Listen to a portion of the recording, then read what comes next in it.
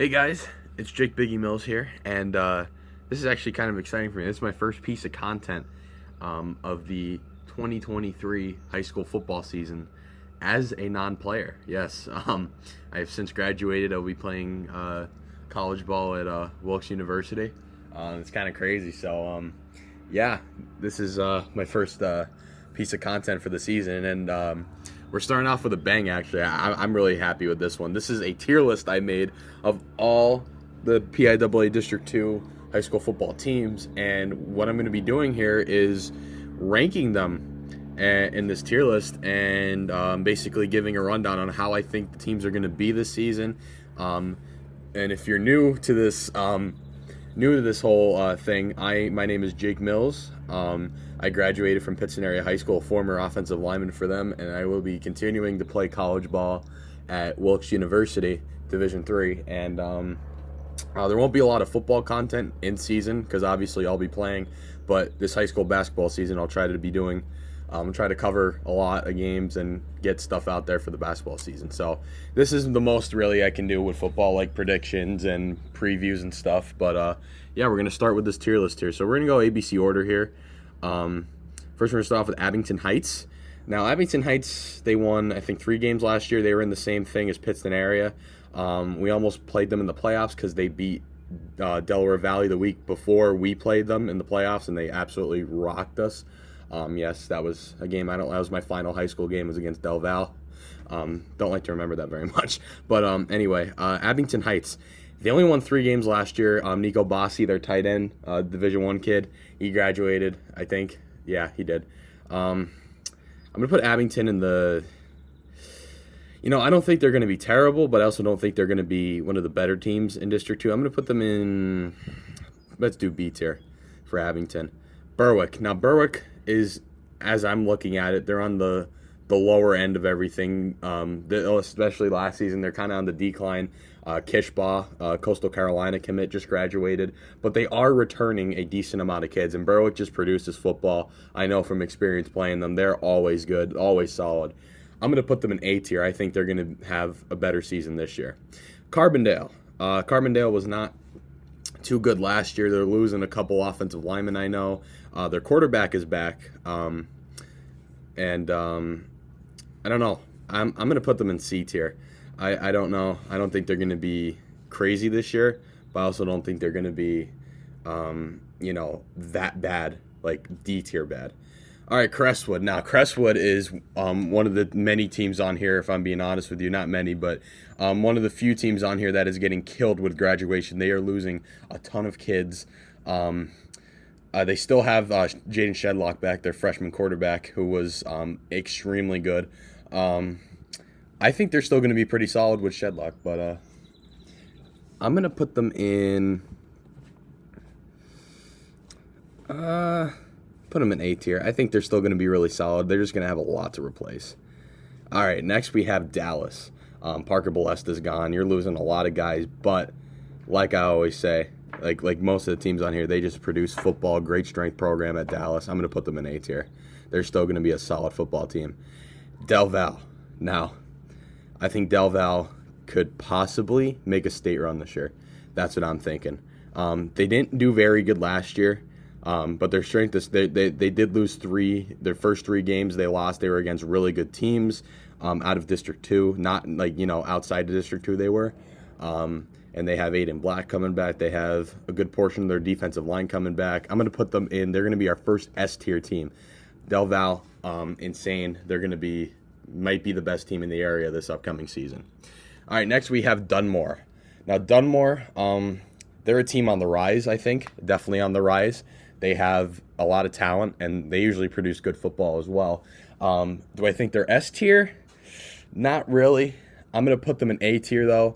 I think it's going to be a great season in Dunmore, but I don't think they're S tier just yet. They have to show me some things this season for me to think that they're S tier. All right, next we have Hanover. I really feel bad for Hanover. We played Hanover this previous season. I got to look into everything. It's a struggling football program. They're going to be our first D tier team. I hate to do it to them, but they just don't have anything. They can't get anything. But yeah, it's rough for Hanover right now. I feel bad for them, honestly. All right, next we have Hazleton. Now, Hazleton, I did get to see a little 7-on-7 action from Hazleton. They have this one kid, I believe he's a tight end. His name's Xander Coleman. Shout out to him. He's a beast, let me tell you. But Hazleton, again, getting hit pretty hard by graduation. But that is such a big school that they're just going to keep producing kids for years and years on out. But I think this year's going to be a little bit of struggle for the Cougars. I think they're going to have a little bit of a down year. I'm going to put them in B tier. But if we're on the subject of that, Abington's in B tier. As I'm putting Hazleton here, I'm going to put Abington in C tier because I don't think Abington is going to come close to where Hazleton is. So by me making that decision, I'm moving Abington down. All right, next we have Holy Cross. Now, I don't even know if this school's going to have a football team this year. I really don't. I'm putting them in D tier. For what they had, they didn't win a single game last year. For what they lost, they lost their running back Logan Tierney, couple offensive linemen, couple of good guys. I don't even know if they're going to be able to put a team together this year. They're just struggling, another struggling program. Just like our next school, Holy Redeemer, getting hit I'd say pretty hard with graduation, not numbers wise, but talent wise. You're losing Zach Purda, you're losing Jacob Hunter, Jeff Kazurski, Josh Wisniewski. You're losing a great group of seniors there, and you're losing the offensive lineman as well. I don't think it's going to be tough for them. I'm going to put them in D tier as well. Both Catholics, holy schools in the D tier. All right, next we have Honesdale, the Honesdale Hornets. Now, Honesdale, we actually scrimmaged them when I played at Pittston. They're a pretty decent football program. They really are. They're on the rise for sure. I think they're going to have a pretty good season. They had a decent season last year, too.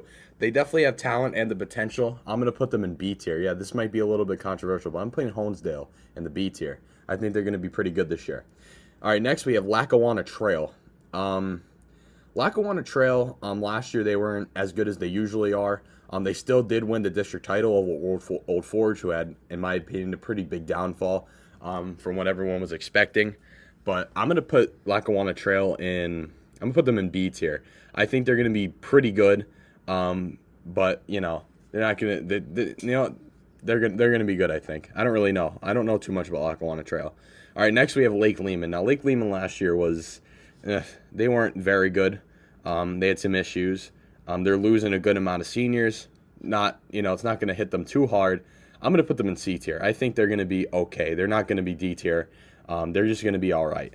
Next, Lakeland, another team. Again, this is a common theme you're seeing, guys. 2023 classes were pretty damn good, let me tell you. The Lakeland Chiefs, though, that football program's pretty strong. They're losing, a good chunk of guys. But I'm going to put them in B tier. Usually they'd be S tier, but they're losing a lot. Dupree's gone, Spataro's gone. I just think I'm going to put them in B tier. All right, next we have Mid-Valley. Now, Mid-Valley, I think, is a program on the rise. I truly do. Despite the season they had last year, and they're losing one of their big linemen. He's going to East Stroudsburg. But I think they're going to be pretty good this year. I'm going to put them in B tier. All right, and then next we have Nanticoke. Now, let me tell you guys, after playing Nanticoke, knowing some of the kids there, knowing the program, that's going to be a program that's going to shock the district. Let me tell you, Nanticoke, they are going in the A tier. That team is going to be outstanding this year. They are bringing back size. They're bringing back athleticism. They're going to be insane. You have Jaden Johnson on the edge. You have Peyton Kep back from injury. That's just going to be a solid football team this year. Look out, especially for the Wyoming Valley Conference Division II title. Just look out. All right, next we have North Pocono. Now, North Pocono did not have the best season last year, a little disappointing season, but I think they bounced back this year. I'm going to put North Pocono in the A tier. Coach Dolan does a great job down there always, and I'm going to put him in A tier. All right, next we have Old Forge. Now, Old Forge actually kind of surprised me, and honestly, most of District 2 last year. They had a down year. They really did. And again, they're losing the quarterback, James Sobel, but again, Old Forge is another one of those schools that just produces talent every year. I'm going to put them in B tier, though. I think they're going to be decent, but not amazing. All right, next we have Pittston area, my alma mater. they're another team that's getting hit pretty hard with graduation. Me being one of the kids that did graduate on that offensive line, we had 4 seniors and a freshman on that line. The only guy that's really coming back for them is their quarterback, who is outstanding, by the way, Drew DeLuca. Great kid, great quarterback. But they only have 3 guys coming back starting-wise. They have the right tackle, Gunners Aldonis, and Brody Spindler coming back. That's about it, though. Everybody else is gone, and they don't have a single receiver. And this is I know most about Pittston because I played for them, and I still am friends with the kids on the team. Their whole receiving core, all their kids have never, every receiver that they have has never started or played in an actual varsity football game setting. So the receiving core is going to struggle. I hope DeLuca has some decent targets to throw to. He'll make some good throws. He'll make it work. The offensive line is going to need some rebuilding for sure. The defense is definitely going to need a little rebuild as well, especially up front. You're losing guys like John Barchi-Critch, David Sudo. You're losing some top-tier D linemen, Jaden Morgans as well. And then you're losing Robbie Barberi in the back in the secondary. Harry Puglisi. You're losing 18. I know the exact number. 18 guys, including me, gone. A lot of my boys were playing in college too. A lot of talent, but it's gonna be a down year. But in a couple of years they'll be good again. I'm putting them in C tier. It's gonna be a rough year for Pittston area, rebuild year. But that schedule though, hopefully they can pull out a couple wins. Now, this one I truly think is gonna be kind of a controversial pick. Riverside. Now, Riverside shocked me a little bit last year. They won 6 games last year. They had a very good year. This year, I'm thinking close to 8 or 9 wins. S tier for Riverside. Yes, I'm telling you, Reese Goggin, insane. Let me tell you, that team is going to be something. That team is going to be one of the most shocking teams. Them and Nanticoke are my sleeper picks. Wyoming Valley Conference sleepers, Nanticoke, and my Lackawanna Conference sleeper is Riverside. Absolutely. I'm going with Riverside all the way. All right, next we have Scranton. Scranton, they're losing a decent chunk of kids. They seem to every year, but again, that's a really big school. They have a lot of talent. But I'm going to put them in B tier. I think they're going to be okay, just not great. All right, next we have Scranton Prep. Now, they did play the whole season without London Montgomery last year. They're not losing too much. They are losing some good guys, but they do have Quentin Palmero back, great running back. I think they're going to be pretty solid. I'm going to put them in A tier. I don't think they're S tier just yet. Same with Dunmore. They're edging S tier, but I just don't think they're quite there yet. But Scranton Prep will have a good year for sure. Next we have Susquehanna. Susquehanna's more on the lower end. I did get to see them play last year. They're a solid football team. They're a smaller school again. They don't have much up there. It's in the middle of nowhere. I'm gonna put them in C tier though, because they're definitely not a D tier team. But I don't think they're up there with the likes of Hazleton and Old Forge and Scranton. I just don't think they're up there just yet. All right, next we have Tunkhannock. Now Tunkhannock, we played them. They might have been the worst football team. Them or Hanover, I'd say personally. It's just Tunkhannock just had a down year. Their coach resigned. They hired a new guy. I think they're going to be all right this year, but I'm going to put them in C tier, just to be, that's what I personally think. All right, next we have Valley View. Valley View, their coach just retired. Coach Hawanitz, his son is graduating. The quarterback, Adam Hawanitz, he's going to Pitt. They're losing Tahid Jewell and AJ Chikarsky. Jeez. I'm playing with him at Wilkes, actually. He's one of my teammates at Wilkes. They're losing a lot. They are. But again, that's a school I think that produces football. It's a really good football school. I'm going to put them in A tier. I still think they're going to be pretty solid with the new coach and replacing the receiving core and all that. And then they're losing Connor Hilling too, all-state running back. So it's going to be it's not. If it was any other year, I'd say S tier. But this year, I think they're in the middle of A and B. But it's Valley View. They produce football. I'm going to put them in A tier. All right, next we have Wallenpaupack. They were decent last year.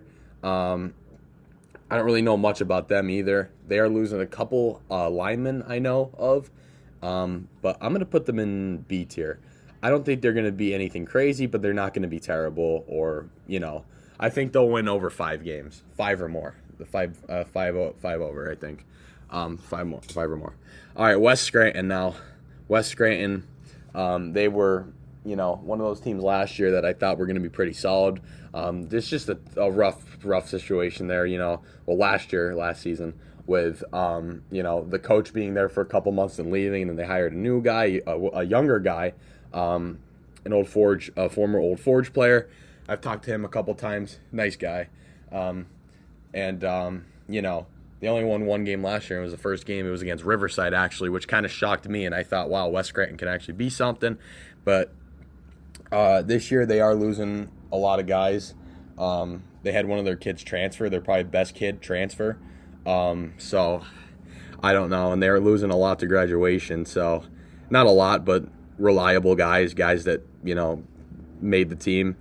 I'm going to put them in D tier. I'm going to have to. They're one of the teams that I could have put in either C or D, but I don't think West Scranton is going to be as good as Pittston or Lake Lehman or Abington. I think they're down there they're scraping C tier, but I'm going to put them in D. All right, next we have Western Wayne. Western Wayne, always a good program, really good last year. I think they're going to be solid again. I'm going to put them in A tier. They're always usually pretty solid up there. Next is Wilkes-Barre. Now, I was debating, these guys are like really in the middle because they're returning pretty much their whole offensive line. They're getting Howie Schreiner back in the backfield. They're returning a lot, but the news broke I think it was this week actually. Two of their players, two of their D1 guys, Makai Nelson and Daquan Johnson, are actually transferring to this prep school in Connecticut, St. Thomas More, with former Pittston area tight end Adam Shovlin. So they're losing those two guys, but however, it's Wilkes-Barre area, huge school district. Up front, they're freaking bullies, man. That offensive line is insane down in Wilkes-Barre. They got some big dudes, big strong dudes. They're really, really good. I'm gonna put them. I still think they belong in S tier. I still think they do. I'm gonna put them there. I still think they're gonna be almost undefeated this year, even without Makai and Naquan. So yeah, I'm gonna keep them up there. All right, next we have Williamsport. This team is out of District 2, but they were on. I put them on here anyway because, you know, they play a mostly District 2 schedule. They did not have the best season last year. We did lose them at Pittston area, at Williamsport. Beautiful stadium, by the way. And they're changing over to District 4, and they're leaving the Wyoming Valley Conference. But I'm going to put them in, let's go B. They're not going to be anything crazy, but they're not going to be terrible. They're not, you know, I think Williamsport will be solid. All right, next we have Wyoming area. Now, Wyoming area is going to be way better this year than they were last year. They got hit hard with graduation last year. They had 3 guys returning. Some good guys, though. Joey Marenka, Ethan Spees. I played Unico with those guys. Very good players. But they're getting Crosley back, and that young core is going to grow even more. I'm going to put them in A tier. They're going to be really good. Them and Nanticoke, I believe, are going to be fighting for that conference, the Wyoming Valley Conference Division II title. It's going to be a fight between them. Last year it was us, Pittston area and Wyoming area, till the end when we killed them in the rivalry game. I will always talk about that.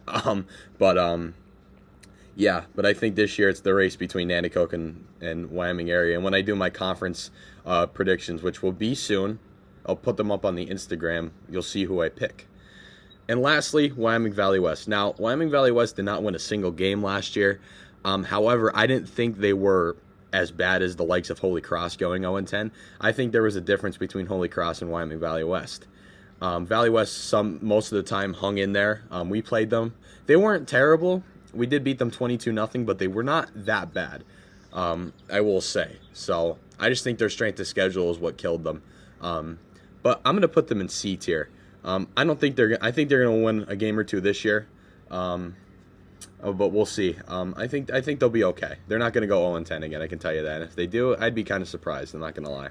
All right, everyone. Well, here's my tier list of the PIAA District 2 high school football for this season, upcoming season. Comment down below if you agree or disagree with any of my predictions. And yeah, we'll see you guys in the next video.